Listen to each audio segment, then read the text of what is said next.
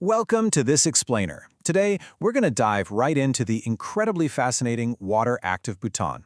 We're looking at exactly how the kingdom protects its absolute most vital natural resource. Now, you probably know Bhutan is famous all over the world for its philosophy of gross national happiness, but how do you actually govern something as physical and fundamental as water using that kind of mindset? Well, let's look directly at the source material to find out.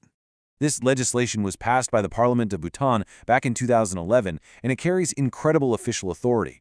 I mean, this isn't just a set of loose, feel-good environmental guidelines. It formally and legally establishes that water resources are the absolute property of the state, and they're held in trust by the royal government for the people. But we start with this really surprising paradox right out of the preamble. If Bhutan is naturally endowed with all this abundant water, why on earth do they actually need an act addressing scarcity? Well, despite having plenty of water overall, Bhutan faces very real, very serious seasonal and local water shortages. When you throw in the pressures of rapid socio-economic development and, of course, the looming threat of climate change, you desperately need a solid legal framework to keep the taps running. Our explainer today maps perfectly to the Act itself. We're going to cover the philosophy of Bhutan's water, the governing authorities, the priorities of water use, keeping the water clean, and finally, irrigation and community rights. Okay, let's jump right into Section 1, Philosophy of Bhutan's Water. What we have here is this entirely unique blend of state control and holistic well-being. Yes, water is officially state property, but its management is entirely geared toward pursuing gross national happiness and maintaining an age-old tradition of living in perfect harmony with nature. The primary goal? Ensuring every single citizen has safe, affordable, and sufficient access to water for basic human needs. Plus, there's a massive emphasis on community-based management. That means the folks actually using the water get a direct say in how it's managed. And this brilliantly illustrates two elegantly simple and, frankly, very fair core principles embedded right at the beginning of the Act. We have the polluter pays principle versus the user pays principle. Basically, if you pollute the water resources, you are financially on the hook for containing it, mitigating the damage, and compensating for the loss. On the flip side, if you're just abstracting, meaning withdrawing water to use, you simply pay a prescribed charge. It creates this direct, undeniable financial incentive to just be responsible. Moving right along to Section 2, the governing authorities. So who's actually in charge? The National Environment Commission, or NEC, sits right at the very top. They issue the binding directives and coordinate the big-picture management plans, but they delegate all the heavy lifting to specialized ministries. The Ministry of Health monitors your drinking water quality, the Ministry of Agriculture handles irrigation, watersheds, and wetlands, and the Ministry of Economic Affairs takes care of hydropower generation and collecting water data. So it's a really highly structured division of labor. But to keep things grounded, completely out of the capital city bureaucracy, River Basin Committees are formed. These committees ensure local communities actually have a voice in protecting their own specific local water sources. Because they include everyone from local farmers to hydropower agencies and environmental groups, it's really where top-down policies meet bottom-up realities. Now for Section 3, Priorities of Water Use. Generally speaking, if you want to withdraw water in Bhutan, you're going to need an official environmental clearance. But the Act is incredibly pragmatic here. It provides sensible exemptions so bureaucracy doesn't get in the way of daily survival.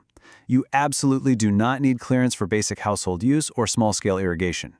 And here's a beautifully Bhutanese twist. You also don't need a permit to run traditional water mills or water-powered prayer wheels. So bureaucracy literally doesn't get in the way of survival or spirituality. So what happens when there just isn't enough water to go around? Well, Section 38 explicitly outlines a strict legal hierarchy. In a shortage, drinking and sanitation absolutely come first. That's top priority, no questions asked. Number 2 is agriculture. Only after those fundamental human survival needs are completely met do we move down to energy generation, then industry, and finally, tourism and recreation sitting at the absolute bottom of the list. That brings us to Section 4, keeping the water clean.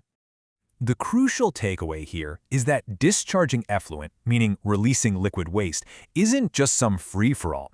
It requires incredibly strict adherence to effluent discharge standards.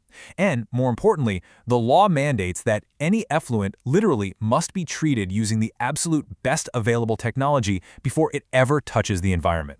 But for some materials, treatment isn't even an option. The Act is punitive and totally unforgiving here.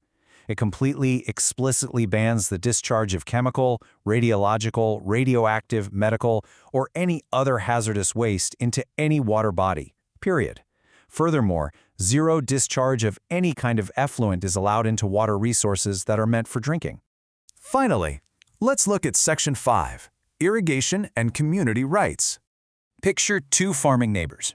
The law formally recognizes that their water sharing isn't decided by a distant bureaucrat, it's entirely based on mutual understanding and deep-rooted customary practices.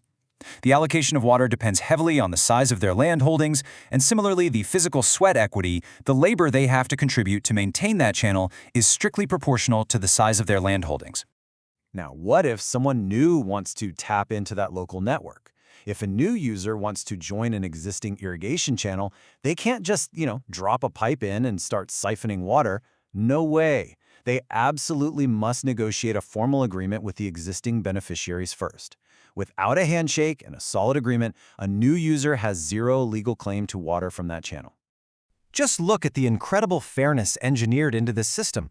New users essentially have to buy their way into the community asset. They have to reimburse the former beneficiaries for any past private investments made to build that water infrastructure, and they have to immediately start contributing toward the ongoing maintenance costs. It perfectly balances new development with a deep respect for prior hard work. However, agricultural expansion has some really strict limits. The law draws a hard line. If the water supply for irrigation is deemed insufficient, a user simply cannot initiate any new thirsty activities. And if they just ignore this rule, go ahead anyway, and their crops fail, well, they have absolutely no right to claim compensation for a lack of water.